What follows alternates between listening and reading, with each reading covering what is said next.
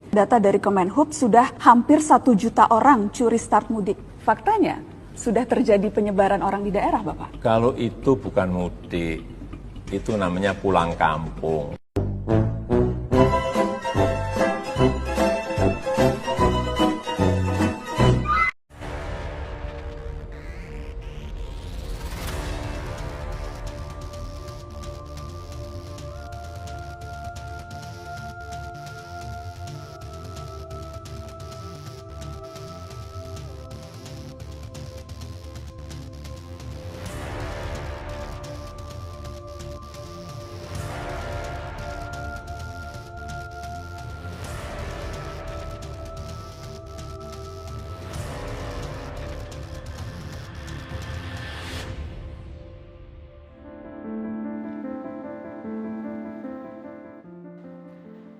Ego sektoral hingga keputusan yang saling tumpang tindih menjadi persoalan yang dipertanyakan publik.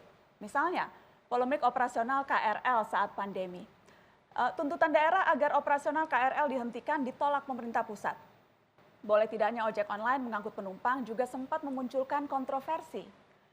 Saya bertanya ke Presiden Jokowi, setiap kebijakan yang diambil dalam mengatasi dampak corona ini, mana yang lebih diprioritaskan? Ekonomi atau kesehatan masyarakat? Pak Presiden, yang juga disoroti adalah selama masa pandemi ini dan kebijakan-kebijakan yang diambil. Tumpang tindihnya kebijakan antar lembaga atau antar pemerintah pusat dan pemerintah daerah. Soal ego sektoral, Pak, yang bahkan diakui oleh Ketua Gugus Tugas Pak Doni Monardo, ego sektoral yang menyulitkan wewenang yang diberikan padahal sudah besar lewat Kepres yang Bapak terbitkan, tetapi dalam prakteknya di lapangan tumpang tindih dan tidak efektif, Bapak Presiden. Ya, tidak ada hal yang sempurna. Saya kira yang selalu saya evaluasi mana yang kurang, saya perintahkan untuk segera diperbaiki, plus minusnya mana yang baik itu yang kita pakai. Tetapi sekali lagi bahwa pemerintah tidak bisa bekerja sendirian, pemerintah pusat tidak bisa bekerja sendirian, kementerian tidak bisa bekerja sendirian, harus melibatkan pemerintah daerah, provinsi, kabupaten, kota, sampai ke tingkat desa, RT, RW, dan seluruh masyarakat. Ini harus terlibat semuanya, ini pekerjaan besar. Ya. Tidak mungkin pemerintah bekerja sendirian, nggak mungkin. Karenanya sangat penting koordinasi dan saling memastikan efektivitas kebijakan-kebijakan yang sudah dikeluarkan Bapak Presiden. Saya ingin minta tanggapan Bapak soal yang sempat ramai, Pak.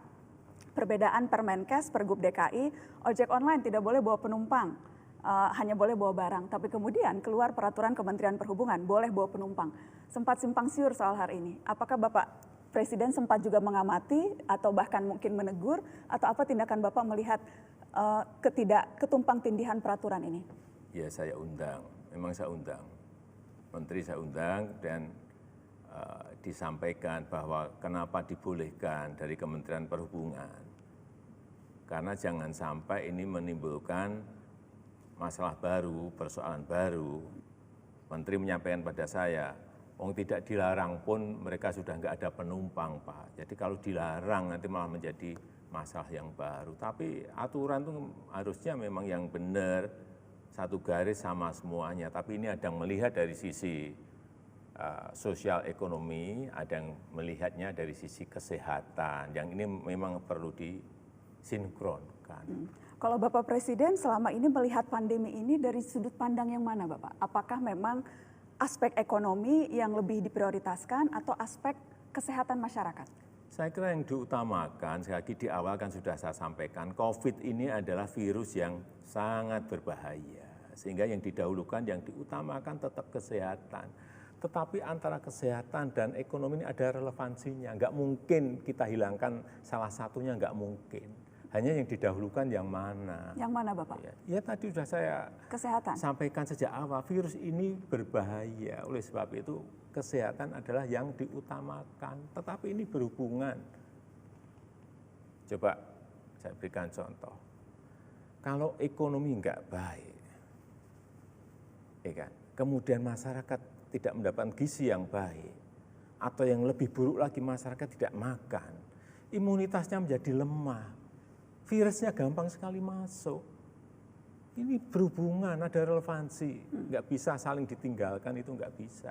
Tapi dalam prakteknya di lapangan memang ada keputusan-keputusan yang harus diambil yang akhirnya merugikan satu sama lain. Yaitu pilihan-pilihan yang ada dua pilihan yang buruk-buruk semuanya yang kita harus memilih, ya harus kita pilih.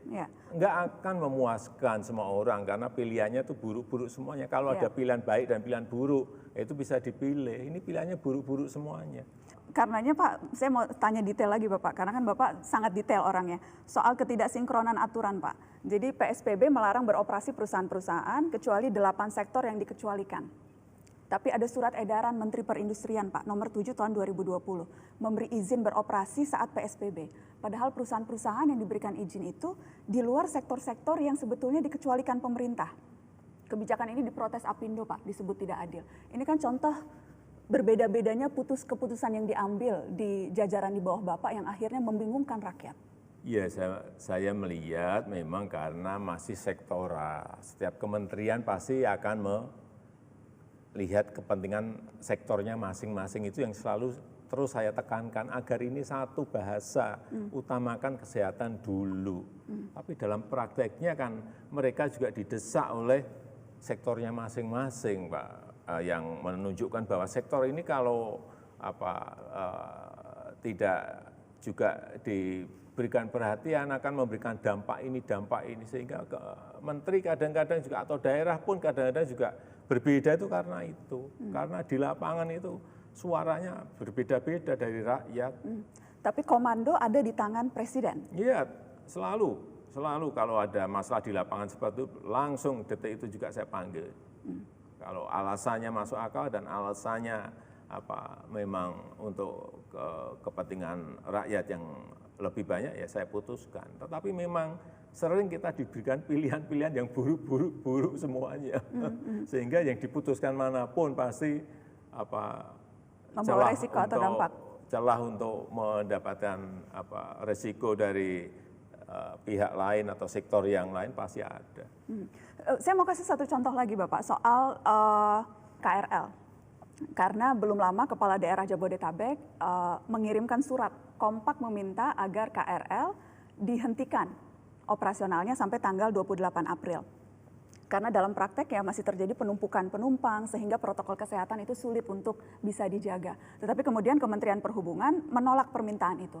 Apakah memang Bapak Presiden menyetujui keputusan ini dan apakah memang itu Bapak lihat sudah mempertimbangkan faktor kesehatan seperti yang tadi Bapak katakan merupakan pertimbangan utama Bapak Presiden?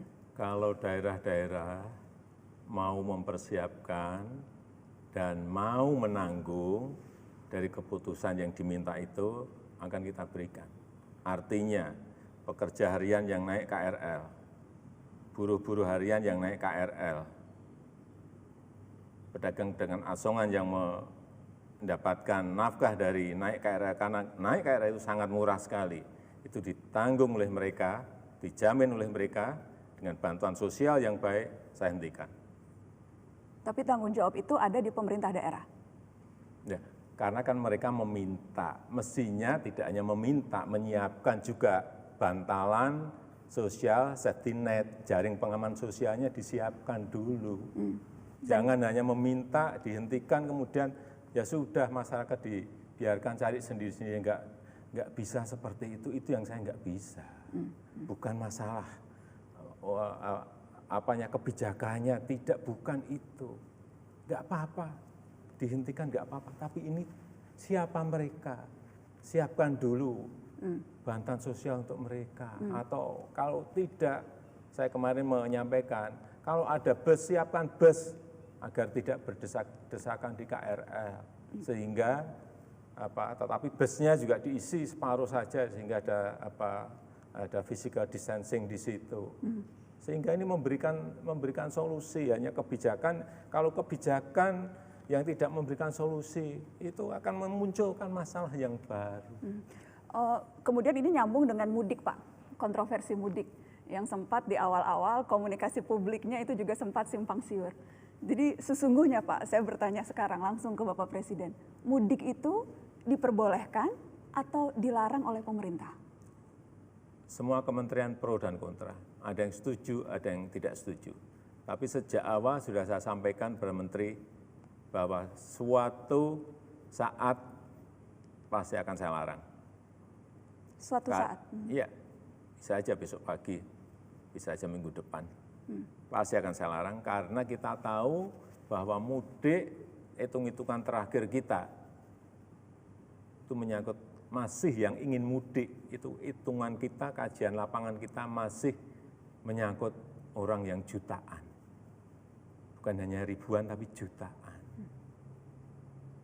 Ada 34% yang masih ingin mudik. Ini angka yang gede sekali. Sehingga sejak awal saya sampaikan kalau angkanya seperti ini, kalau kajian lapangannya seperti itu sudah dilarang, mudik dilarang. Kenapa tidak dilarang sekarang, Bapak?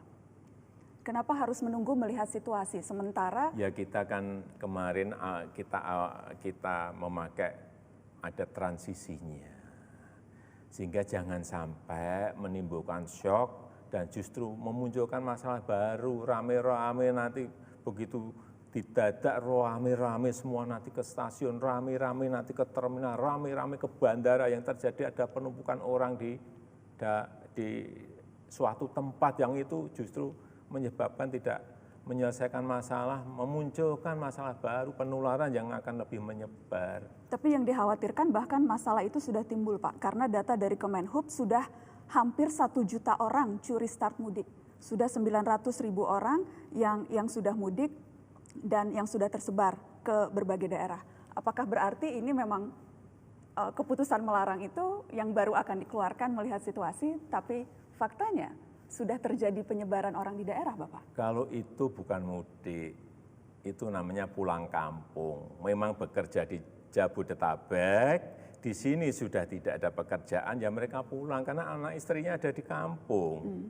Ya apa bedanya Bapak pulang kampung dan mudik? Ya kalau sama-sama. Mudik itu di hari lebarannya, beda. Hanya perbedaan untuk masalah merayakan waktu, Idul Bapak. Fitri, untuk merayakan Idul Fitri kalau yang naik pulang kampung itu ya bekerja di Jakarta, tetapi anak istrinya ada di kampung. Tapi itu kan hanya perbedaan timing, Bapak Presiden. Tapi aktivitasnya sama. Mereka pulang dan kemungkinan membawa virus ke rumah itu juga sama. Coba dilihat juga di lapangan. Ini lapangan yang kita lihat di Jakarta. Mereka menyewa ruang 3x3 atau 3x4. Isinya 8 orang, 9 orang. Mereka di sini tidak bekerja. Lebih berbahaya mana? Di sini, di dalam ruangan, dihuni 9, 8 orang, atau pulang ke kampung, tapi di sana juga sudah disiapkan isolasi dulu oleh desa. Saya kira sekarang semua desa sudah menyiapkan isolasi ini yang pulang dari Jakarta. Lebih bahaya mana? Saya kira kita harus melihat lebih detail lapangannya, harus lebih detail angka-angkanya. Tapi yang jelas dalam waktu dekat keputusan untuk melarang seperti halnya Bapak sudah melarang ASN, Bapak melarang TNI Polri, Bapak melarang pegawai BUMN, hal yang sama akan diberlakukan ke seluruh masyarakat. Tahapan pertama, kemarin kan sudah saya sampaikan bahwa ASN dilarang mudik, TNI Polri dilarang mudik, BUMN juga dilarang mudik. Ini kan tinggal nanti pada suatu titik kita juga akan larang masyarakat untuk juga sama tidak mudik. Bagaimana transparansi data COVID-19 di Indonesia? Presiden Joko Widodo sudah memerintahkan buka-bukaan data corona supaya tidak ada kesan bahwa pemerintah menutup-nutupi. Mengapa Presiden akhirnya berubah setelah sebelumnya menyatakan data tak dibuka agar tak menimbulkan kepanikan?